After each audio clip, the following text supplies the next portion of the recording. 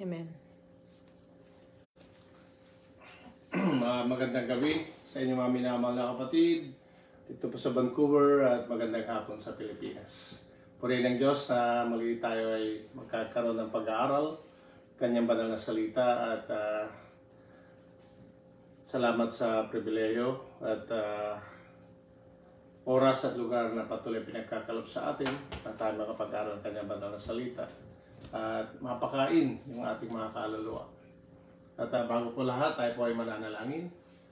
Ang banal na makapangyarihan sa lahat, maraming salamat po Panginoon sa oras na ito na kami mag-aaral ng banal na salita. Salamat amang Diyos sa buhay kalakasan pinagkakaloob mo sa bawat isa. Kaya naman di ka nagkulang sa amin. Salamat Panginoon na may mga pinagkakaloob mo sa pribilehong ito. Patuloy kaming makinig ng banal na salita at alam namin Panginoon na pagpapalain mo ang bawat isa, makikinig ka manunod sa oras na ito. Kaya dinadalangin namin namang Diyos sa iyong patnubay ng Espiritu Santo na ikaw manguna at mangusap sa iyong aliping gagamitin. Ang banal na salita, Panginoon, ay maging maliwanag at higit sa lahat maunawaan at maintindihan namang Diyos. Ikaw magbukas ang puso't kaisipan ng sinuman namang Diyos na makikinig na tanggapin ang banal na salita. At ikay magtagumpay sa bawat puso ng sinuman at ito'y amang Diyos, madama namin, Panginoon, kagandahan ng iyong aral. Madama namin banal na presensya at pag-ibig. Git sa lahat, Panginoon, kami magtagumpay din amang Diyos sa aming lahat ng pangailangan na sa iyong buhay espiritual. Sa pangalan po ng Jesus, pamasamantala. At ating pag-aaralan po ay makikita po rito sa 2 Peter chapter 3 verse 9 to 10. Sabi po rito, hindi mapagpaliban ng Panginoon tungkol sa kanyang pangako na gaya ng pagpapalibang pinalalagay ng iba, kundi mapagpahinuhod sa inyo na hindi niya ibig na sino man ay mapahamak, kundi ang lahat ay magsipagsisi. Sa verse 10 po, tatapat darating ang araw ng Panginoon na gaya ng magnanakaw ng sangkalangitan sa araw na yan ay mapaparam. Nakasabay ng malaking ugong at ang mabagay sa langit ay mapupugnaw sa matinding init at ang lupa at ang mga gawang nasa lupa ay pawang masusunog. At sabi po rito sa English, the Lord is not slack concerning His promise, as some count slackness, but is long-suffering towards us, not willing that any should perish, but that all should come to repentance. But the day of the Lord will come as a thief in the night, in which the heavens will pass away with great noise, and the elements will melt with fervent heat. Both the earth and the works that are in it will be burned up. Mga kapatid, pamagat po ng pag-aaral natin yung God's long-suffering towards us. Yung pagpapahinuhod, tawag ito, ng Diyos sa ating lahat bilang tao.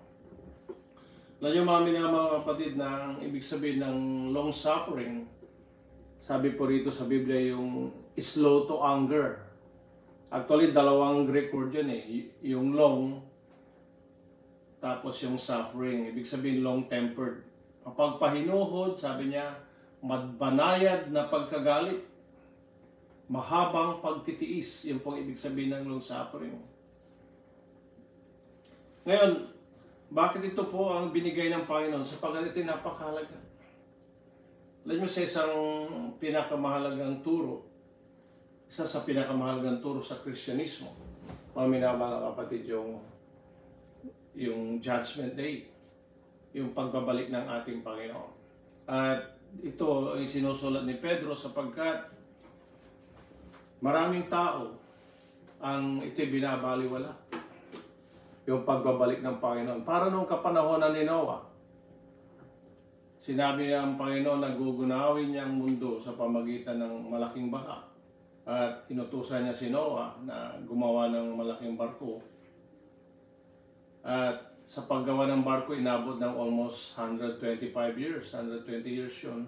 At para may handa yung barko. At yung taong na yun, na ginugol ni Noah, pinahayag niya ang salita ng Diyos, yung pagdating ng malaking baha. Pero, tinawa na lang siya at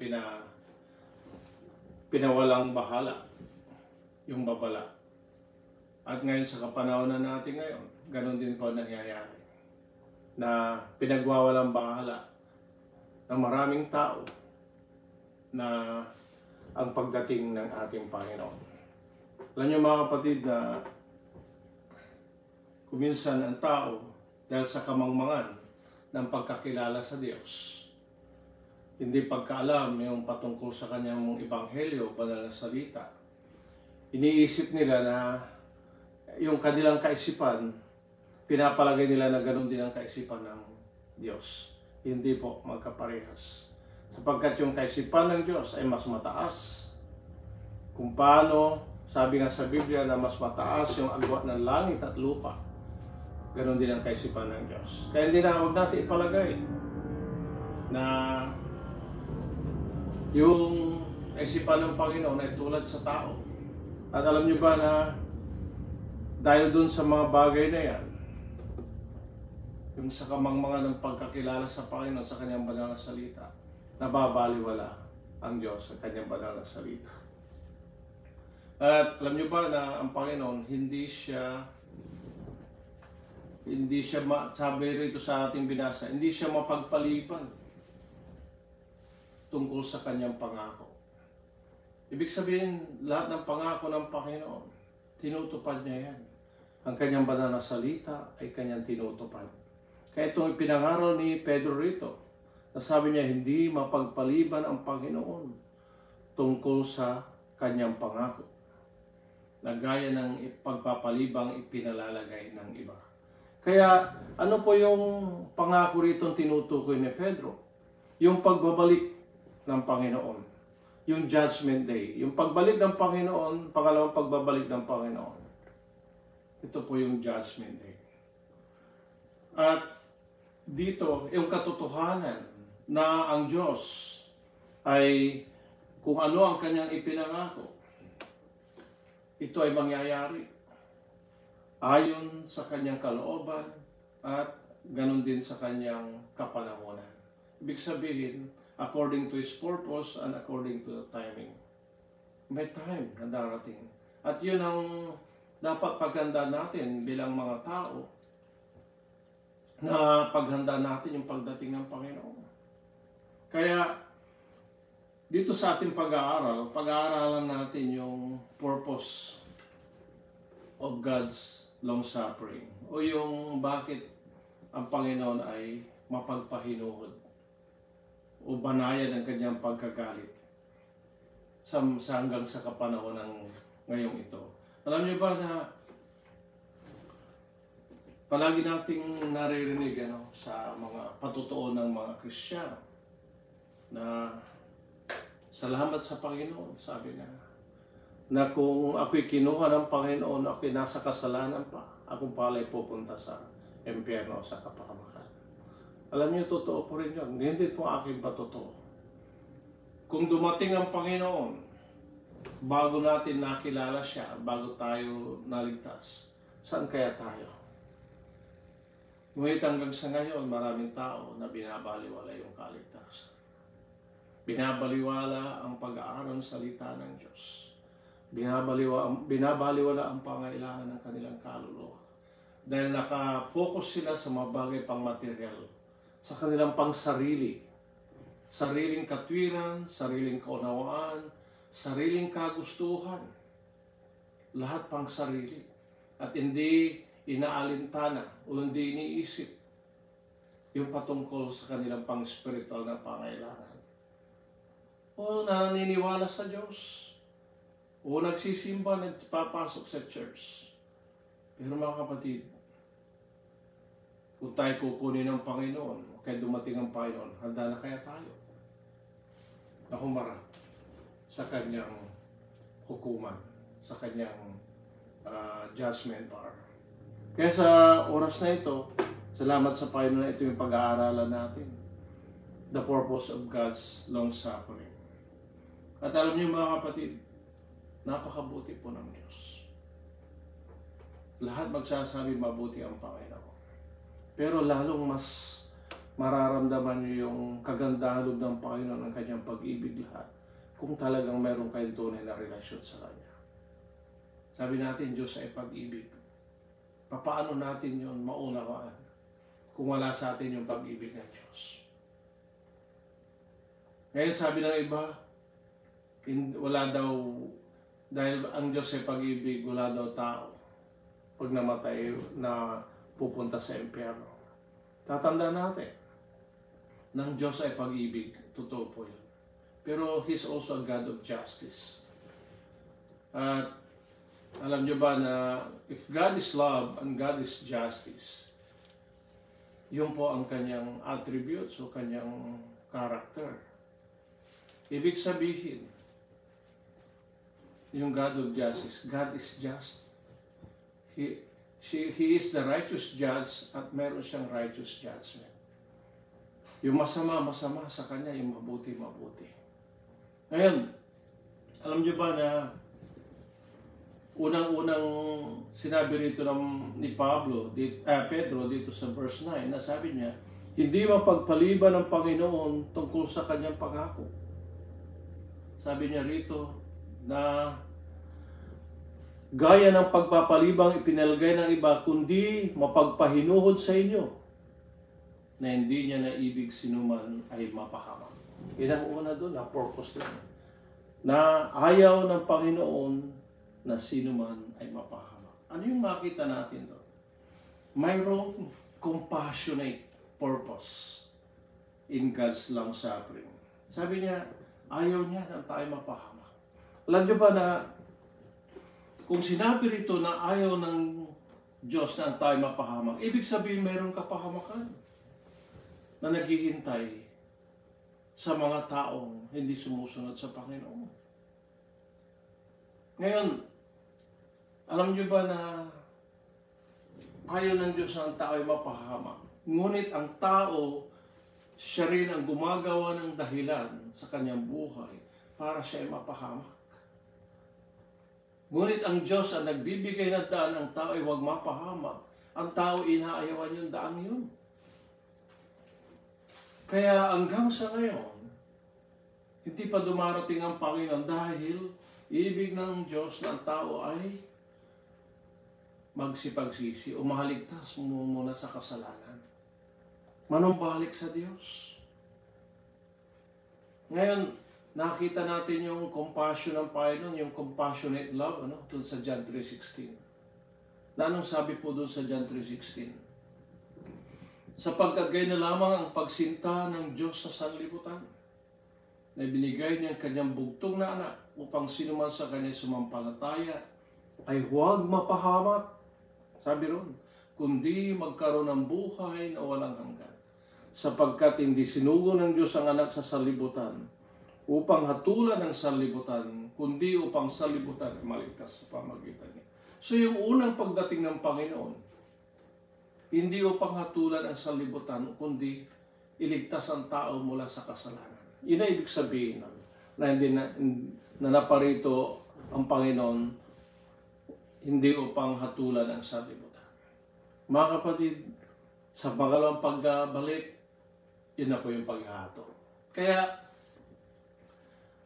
yun ang ibig sabihin dito na ayaw ng Diyos ang tao ay mapahamak. Ngayon, palaging sabi ng mga ibang tao, mga tulad ng mga ateista, yung mga agnostic, bakit daw, kung ang Diyos ay pag-ibig, bakit? Siya pang ang tao ay dadalhin niya sa kapahamakan. Alam niyo ba na lahat ng tao ay nagkasala? Hindi nakapot sa kalwalhatian ng Diyos. Lahat ng tao ay mapapahamak kung hindi dumating ang Panginoon at namatay para sa ating kasalanan. So lahat ng klase ng kasalanan, binayaran ng Panginoon para tayo magkaroon ng daan na tayo ay maligtas. Ngayon, sabi doon sa Ezekiel 33 verse 11, Sabihin mo sa kanila, buhay ako, sabi ng Panginoong Diyos. Wala akong kasayahan sa kamatayan ng masama, kundi ang masama ay humiwalay sa kanyang lakad at mabuhay. Manumbalik kayo na mula sa inyong masasamang lakad, sapagkat bakit kayo mga mamatay o sambahayan ni Israel. Sinabi niya rito sa mga taga-Israel at sinasabi niya hanggang sa ngayon. Sabi niya, wala akong kasayahan sa kamatayan ng masama, kundi ang masama ay humiwalay sa kanyang lakad at mabuhay. Ngayon, kung ang masama ay hindi hihiwalay sa kanyang masamang lakad, mga kapatid, mamamatay siya. Ibig sabihin, pupunta siya sa kapamakan. Kaya sinasabihan na lahat na nasa kasalanan na manumbalik sila sa Panginoon. Iwanan ang paggawa ng kasalanan. Manumbalik sa Panginoon. Sabi rito, kung mayroong compassionate love, ang Panginoon, nalulungkot din siya. Sabi niya, nalulungkot siya sa kamatayan ng masama. Dahil sabi ito sa 33:11, wala akong kasayahan sa kamatayan ng masama. Yun. Meron siyang compassionate sorrow, even in the righteous judgment of the sinner. Pagdating ng judgment day, nalulungkot din ang Panginoon doon sa mga tao na hindi nagsisi, kundi nanumbalik sa Kanya. Sapagkat pupunta na sila sa kapamakan. Mga kapatid, iyon po ang napakabigat na kalalagayan ng isang tao. Pagdating ng Judgment Day, nasasabihin sa iyong Panginoon, ito yung pinakamalungkot, na umalis kayo sa harapan ko, kayo manggagawa ng kasalanan, ng katampalasanan. Yan ang pinakamalungkot na maririnig natin sa salita ng Panginoon. Bakit? Sapagkat binaliwala natin yung salita ng Diyos. Binaliwala natin ang Kanyang pagtawag. Binaliwala natin ang Kanyang pangungusap. Binaliwala natin ang Kanyang pagpapahinuhod. Matagal tayong tinatawagan at hinihintay.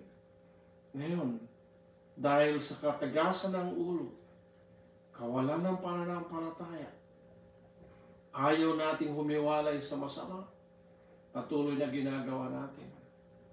Sabi nga, hindi tayo maliligtas sa kasalanan, hindi rin tayo maliligtas sa kabayaran ng kasalanan. Sabi nga, ang kabayaran ng kasalanan ay kamatayan.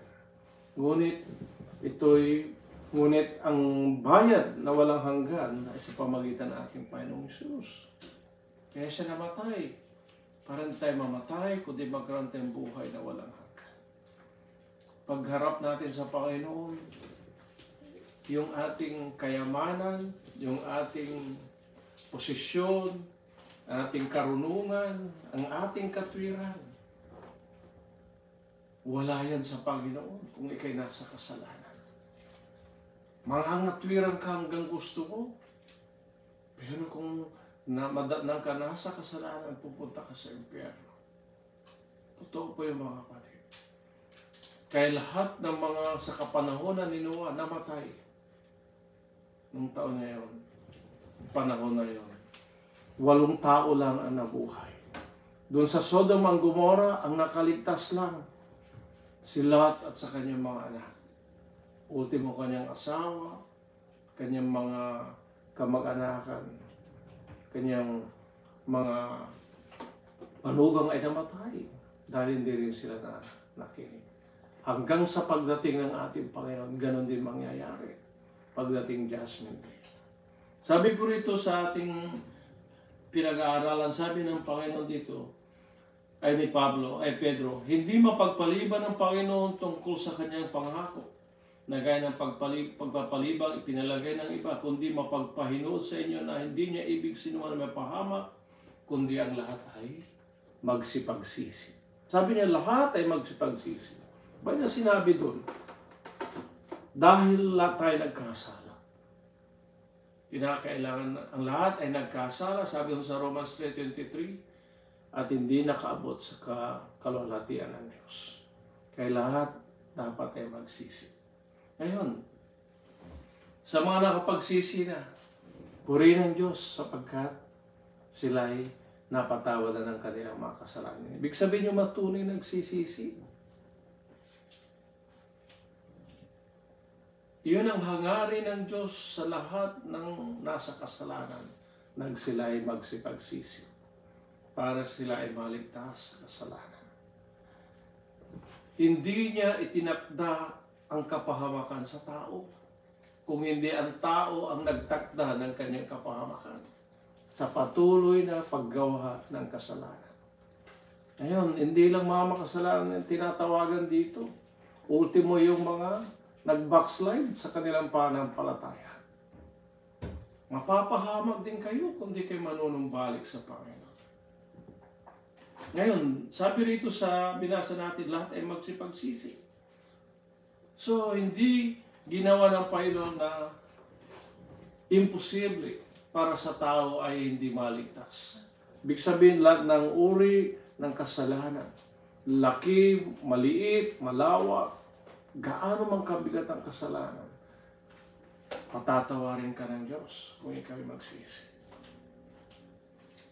Hindi imposible. Hindi ginawa ng Panginoon na imposible para sa sino mang kaluluwa na siya maligtas. Ginawa ng Panginoon lahat. Pinangaral ang Ebanghelyo. Namatay siya para sa ating kasalanan. Nabuhay siya mag-uli. At sa pagbabalik niya, i-judge siya ang tao. Kailangan na maligtas ang tao sa kasalanan at maligtas din siya saan? Sa resulta o consequences ng mga kasalanan. To be saved from sin and its consequences. Mga kapatid. Yun po ang napakaano. Ngayon, pag ikaw ay naligtas na sa kasalanan, nasa iyo yung unang gawain ng biyaya ng kaligtasan. Ito ay napakaganda. Yung gift of salvation na kailanman hindi mo makakamtan kundi sa Diyos lang. Yung iba, dahil gumagawa daw sila mabuting gawa, sila gumagawa ng sarili nilang kaligtasan. Hindi po kayo maliligtas sa mabubuting gawa lang. Kayo maliligtas una saan? Sa pagsisisi. At kayo mananampalataya sa ginawa ng Panginoon. Yung tunay na pagsisisi na ibig nyo maligtas. Ayaw nyo na magkasala. Mga kapatid, masama bang gawin yun? Mahirap bang gawin? Lahat yan ay para sa benepisyo. Ibinigay lahat ang kaparanan at benepisyo.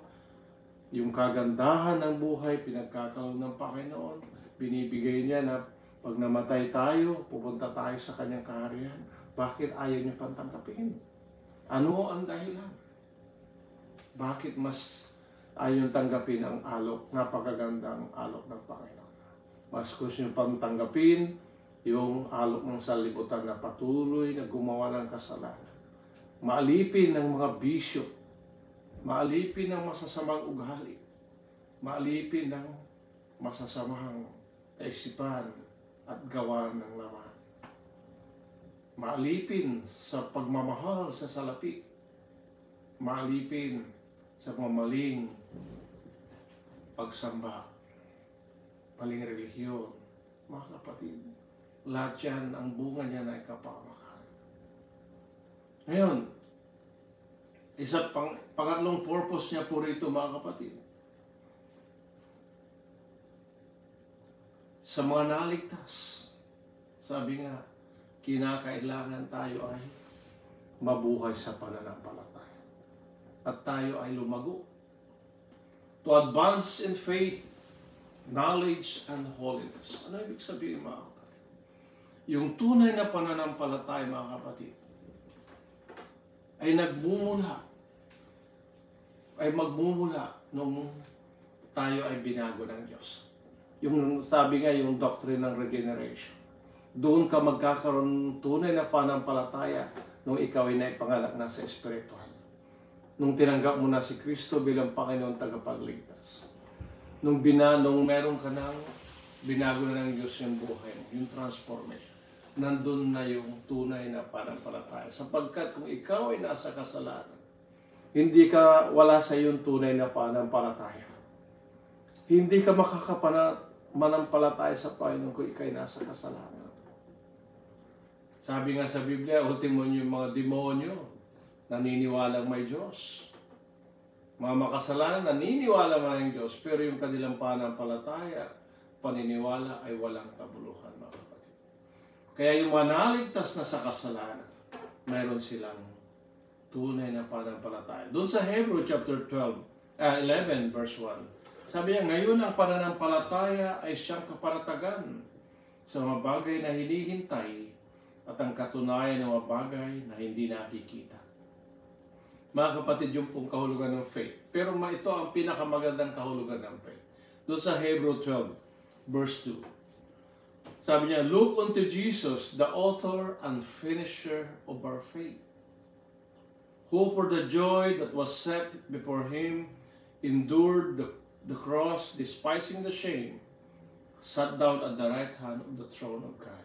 Namasdan natin si Jesus na gumawa at sumagdal ng ating pananampalataya, na siya dahil sa kagalakang inilagay sa harapan niya ay nagtiis ng krus, na niwalang bahala ang kahiyan at umupo sa kanan ng luklukan ng Diyos. Sabi niya, iyon ang tunay na kahulugan ng pananampalataya. Pananampalataya sa ating Panginoon, the author and finisher of our faith. Kaya yung pananampalataya nag-uumpisa nung tayo ay niligtas ng Panginoon.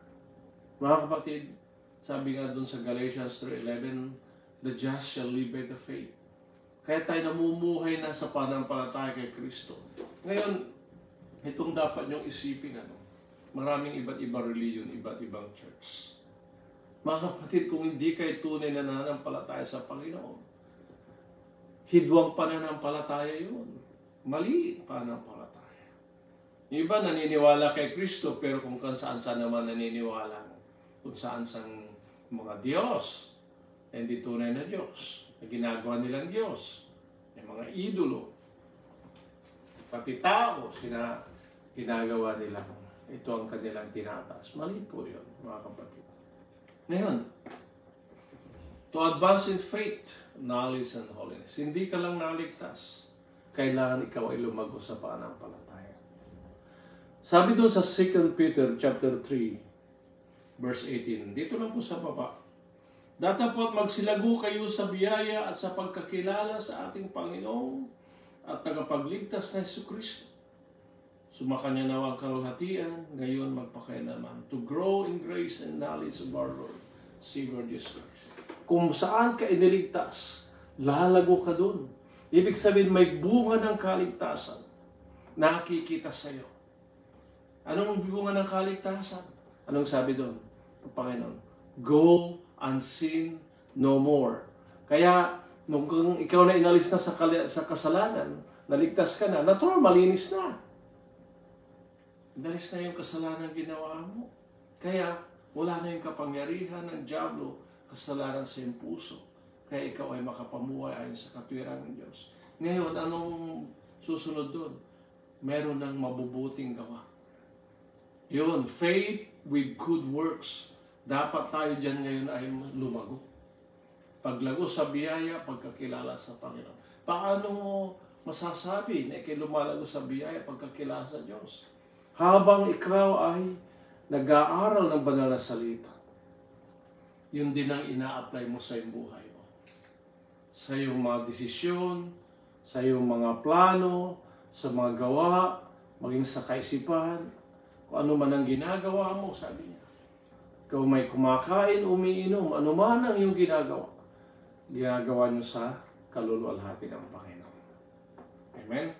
At yung to grow in knowledge, kaya dapat tayo nag-aaral ng salita ng Diyos. Hindi lang binabasa, minimeditate yan, araw at gabi. Upang masunod natin at magkaroon tayong mabuting kawakasan. Yung po sinasabi rito, mga kapatid, sa Joshua chapter 1, verse 8. Basahin po natin. Sa Joshua 1:8, ang aklat na ito ng kautusan ay huwag maghihiwalay sa iyong bibig. kundi iyong pagbubulay-bulayan araw at gabi, upang yung masunod na gawin ang ayon sa lahat na nakasulat dito, sapagkat kung magkagayoy yung pagiginhawain ang iyong lakad, at kung magkagayoy magtatamo ka ng mabuting kawakas. Mga kapatid, spiritual success, mabuting kawakasan, dapat lumalago ka sa pananampalataya. You have to grow in knowledge, grow in grace and knowledge in the Lord. You have to grow in holiness. Habang sinusunod mo yung kalooban ng Diyos, yan ang banal na buhay. Kaya, sa banal na buhay, hinahandog mo na yung sarili mo sa Panginoon. To set apart. Ibig sabihin, ikay naglilingkod na sa Panginoon. Lahat ng sayo, yung buhay mo, yung kalakasan mo, yung maging ari-arian mo, lahat ihahandog mo sa Panginoon. You have to consecrate. Ngayon, to advance in faith, lahat ng tinuturo ng Panginoon, sabi niya, dapat tinatanggap at ito ay pinamumuhay. At nandun yung pag-asa. Sabi nga, yung ibig sabihin ng pananampalataya, ito yung ibig sabihin yung substance of things hoped for. Nandun yung hope, nandun yung evidence. Sapagkat magkakaroon ng katuparan. Ibig sabihin, may pag-asa ka sa Panginoon, sa Kanyang banal na salita, sa Kanyang dakilang pangako, na kung sabi ng Panginoon, kung ikaw ay magtatapat hanggang wakas, ikay papasok, ay kay magkakaroon ng buhay na walang hanggan. Tapat yan. Sabi ng Panginoon, I'll never leave you nor forsake you. Hindi ko kaiwanan, pababayaan. Kanina sinasabi sa mga yun, sa mga Kristiyano, mga kapatid. Ngayon, ang napakaganda dyan, ang tawag niya yun, yung pagiging masunurin mo, yung obedience to the Lord. Pag sinabing obedience to the Lord, obedience to the Word of God, holy obedience, tawag doon. Kasi may mga sumusunod sa Diyos, pero meron silang tinatawag na worldly obedience, yung makasanlibutan. Mali yun. O kaya yung makalaman na pagsunod. Sipin mo, pinapamuhay mong bagay makasalibutan tapos sabihin mo kay Kristiyano. Pinapamuhay mo yung mga makahalay, namumuhay ka parang sa libutan tapos sabihin mo Kristiyano ka. Maling-mali yun. That's hypocrisy. Paimbabaw mga kapatid. Kaya sabi ng Panginoon sa mga Pariseo, kayo mapagpaimbabaw. Mga kapatid, hindi sa galing ng kaalaman sa Biblia, kung hindi kung paano mo ito pinapamuhay. Na sa pamagitan ng biyaya ng Diyos, ito'y gumagawa sa iyo na may pamuhay mo ang salita ng Diyos. Mga kapatid, mayroon kang dapat na commitment dyan. At sabi pa ang Panginoon, if you love me, keep my commandments. Mga kapatid, yan napakalaga dyan.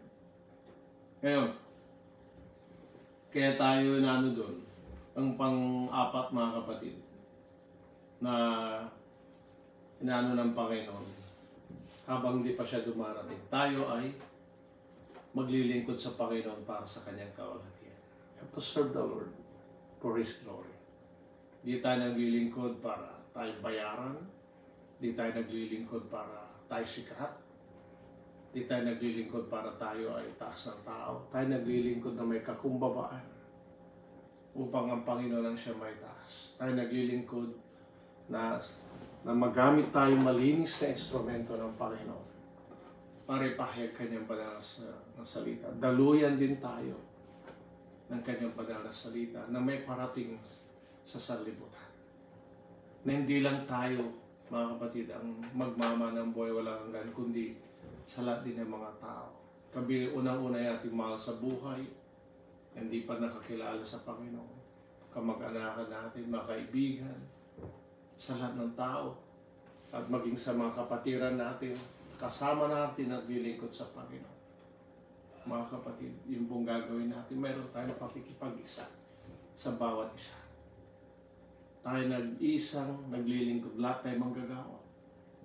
Lahat ng mabubuting bagay na ginagawa natin sa pangalan ni Kristo. Sa pananalangin, para sa pangalan pa Jesus, sa pamagitan ng Espiritu Santo. Meron tayong spiritual fellowship na tinatawag doon. Alam niyo yung fellowship, ang daming gumagawa yan eh.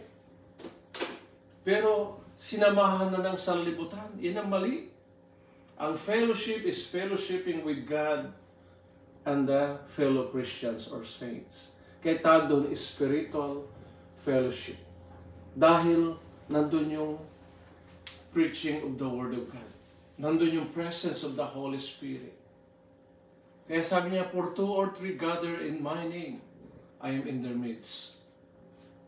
Gathered in God's name, mayroong spiritual fellowship. Kaya, tayo nang kinukumbida ang bawat isa na makipag-spiritual fellowship. Makita nila yung tunay na kahulugan ng fellowship. That to worship God in spirit and in truth. Ngayon, sabi nga po rito mga kapatid, yung pinakamaganda dyan yung sharing the gospel to all.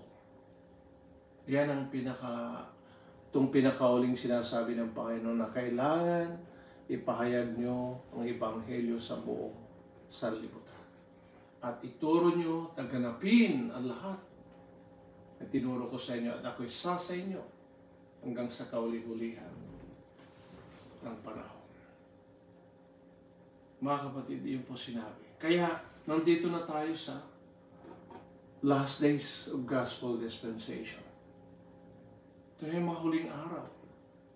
At ang iba pag mahuling araw, mga kapatid, anytime, maaaring dumating ang Panginoon o maaaring kunin ng Diyos ang ating buhay. Alin ang mauna, dapat tayo maging handa.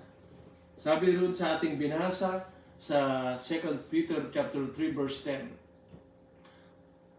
dapat darating ang araw ng Panginoon na gaya ng magnanakaw ng sangkalangitan sa araw na yan ay mapaparang. Nakasabay ng malaking ugong at ang mabagay sa langit ay mapupugnaw sa matinding init. Ang lupa at ang mga gawang nasa lupa ay pawang masusunog. Yamang ang lahat ng mabagay na ito ay mapupugnaw ng ganito. Ano ang anyo ng mga pagkatao ang nararapat sa inyo sa banal na pamumuhay at pagkamaawain. Mga kapatid, nung sa panahon ni Noah, idinaan saan? Sa tubig. Ngayon sa pagdating ng Panginoon, sabi niya, sa matinding init. Sabi niya, ang mga bagay sa langit ay mapupugnaw sa matinding init, sabi niya. Fervent heat. So yung lahat ng mga bagay dito, lahat ng mga material na bagay, ultimo yung atmosphere. Yung langit, sinasabi niya, atmosphere, lahat yan, matutunaw. Ultimo yung ari-arian mo. Lahat ng mga bagay material matutunaw. Ang tanong, kung ito ang sinasabi ng Panginoon, ito ang mangyayari, tayo ba'y handa? Ngayon, ano yung sinasabi rito ng paghahanda? Sa verse 14, 2 Peter 3:14. Kaya nga maminamahal, yamang kayo'y nagsisipaghintay ng mga bagay na ito, ay pagsikapan ninyong masumpungan kayo sa kapayapaan, na walang dungis at walang kapintasan sa paningin niya. Mga kapatid, wherefore, beloved, saying that you look for such things, be diligent, that you be found of Him in peace, without spot and blameless. Mga kapatid, yun po ang kaya nga mapagpahinood ang Panginoon, hindi pa dumarating ito. Dahil ibig niya ng Panginoon na pag tayo dumating yung time ng judgment, tayo masumpungan sa kapayapaan. Wala tayong galit sa ating puso at wala rin galit ang Panginoon sa atin. Wala rin tayong galit sa kapwa. Sumpong kayo sa kapayapaan, walang duwis at walang kapintasan sa Panginoon. Alam niyo ba yung banal na dugo ng Panginoon? Hindi lang ito instrumento para tayo alisin yung ginawang kasalanan, kundi ito rin instrumento na lilinisin ang lahat ng ating kalikuan. Lahat po mga kapatid. Kaya napakabuti po ng Panginoon na sa pamagitan kanyang Espiritu Santo, pinapaalam sa atin ito, pinapaliwanag ng maliwanag, na maunawaan natin ito ng simple. Sino sa inyo ang may ayaw, may gustong pumunta sa langit? Lahat naman kayo papayag. Sino sa inyo may gustong pumunta sa impyerno? Siyempre ayaw. Kaya kinakailangan na gawin natin yung sinasabi ng Panginoon. Hindi po si Brother Ding nagsasabi. Kami lang ay nagsasalita para sa Panginoon. Dahil ito ay naging karanasan namin. Ibig din namin maranasan niya. Sa mga kapatid sa Panginoon, purihin ng Diyos at tayo magkakasama sa paglilingkod. Patuloy tayo gumawa sa Panginoon. Tayo magpakasagdal hanggang sa katapos-tapusan. Tayo magpakabanal, mapasagdal ang ating pag-ibig, at higit sa lahat, tayo maging tapat hanggang sa oras. Purihin ng Diyos at sa pagharap namin Panginoon, mabigyan ng kalulatian ng Diyos, hindi lang dito sa lupa, kundi lalo na sa pagharap natin sa Kanya, sapagkat naghagalak ang Panginoon sa kamatayan ng mga banal. At siya hindi masaya sa kamatayan ng masama. Mga kapatid, napakaganda po at iyon po ang mensahe ng Panginoon sa oras na ito. Palayan ng Diyos, Kanyang banal na salita. To God be the glory. Tayo po sandali malapit. Ang banal na Panginoon sa lahat. Maraming salamat, Panginoon. Muli sa banal na salita. Maraming napag-aralan sa oras na ito. Kung paano, Panginoon, ay yung dakilang pagpapahinukod, siya nagbibigay ng isang magandang pagkakataon para sa mga taong hindi pa nakakakilala sa iyo. Sa mga taong nasa kasalanan pa. Ibig mo sila, Panginoon, na makapagsisi, na hindi mapahamak, kundi tanggapin ang alok mong kaligtasan sa kanila. Salamat, Panginoon, na sa iyong pag-ibig na ibinigay mo ang Panginoon, ibinigay mo ang iyong buhay para sa kabayaran ng lahat ng kasalanan. Kabilang ay ang kasalanan ng sinuman. Amang Diyos sa malaki at maliit, Panginoon, walang imposible sapagkat ito ay patatawarin mo kung lalapit lang tao na may katapatan sa pagsisisi, panampalataya sa iyo. Sa iyong mga anak, ang mga nakatanggap na ng biyaya, patuloy ang Diyos na marating ang kasagdalan ng panampalataya. Tuloy maglilingkod sa iyo. Panginoon na susunod, lulwalhatiin ka. Ang pakikipag-isa ng Espiritu Santo at maging sa lahat ng mga banal ay napakaganda po mga kapatid. Napakaganda sa iyong harapan, Panginoon. Kaya tinatagubilin namin ang Diyos ang bawat isa. Yung mga anak at maging sa mga na-backslide, Panginoon, dinadalangin din namin sila. Tulungan mo sila manumbalik. Sa lahat po amang Diyos na nakikinig, nanonood sa oras na ito. Pagpalain mo sila. Kanilang buhay, sa kanilang buhay spiritual, at abutin mo rin sila sa kanilang pangailangan. Material. Sa may mga problema, sa may mga karamdaman, pagalin mo po sila ng Diyos. Sa mga binabagabag, mga pagsubok, mga tukso, maging Panginoon, sa anumang klaseng problema, dinadalangin namin na tulungan mo sila na ito rin maging daan na patuloy kanilang sundin at pakamahalin. Mang Diyos, pagpalain mo, Ama, ang ministeryo nito na pinagkalmo sa iyong anak na patuloy namin gagawin ito habang kami nabubuhay, habang di ka pa dumarating. Sa iyong ikaluluwalhati na marami pang kaluluwa may dagdag sa iyong kaya. Kamang Diyos, maraming salamat mo rin. At binabalik namin mataas na mapulit pasalamat sa pangalan po ng Jesus sa amin. Maraming salamat sa inyong ikinig at hanggang sa muli. God bless you all.